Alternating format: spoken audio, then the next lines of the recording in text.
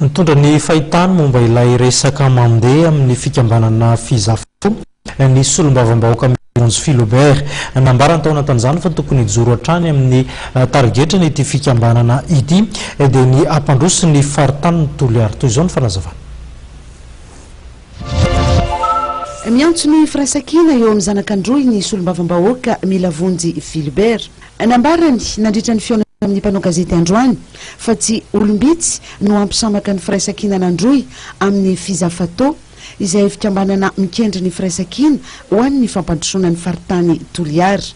Manohana ihany koa ny anatotosana ny fifidianana ny filohan'ny Fizafoto izay voafaritra totosaina amin'ny Alahady 9 Aogositra izao ty parlementaire avy any androy ity. Io fifanarahana tsy voahaja terahana satria tamin'ny 2012 nanaovana ny fanarahana roanao lian'izay tokony hisy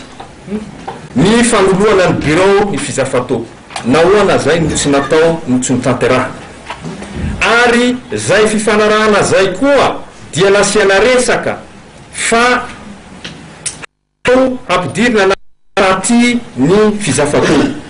zany taty zany dia ilaina ny assemblée générale ny mpikambana rehetra hankato azy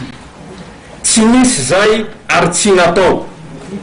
2014 tsy nisy ny fandrafetana ny staty nilaza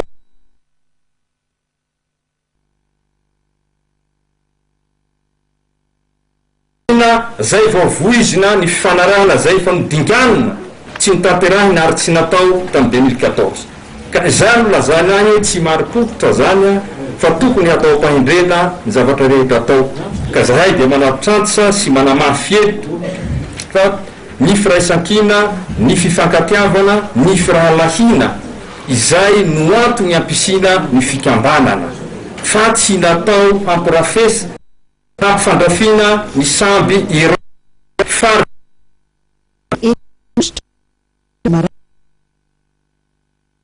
no anovana ny latsabato ho an'ny fifidianana filohan'ny Fizafoto eny amin'ny ANSP Flo no anatanterahana izany.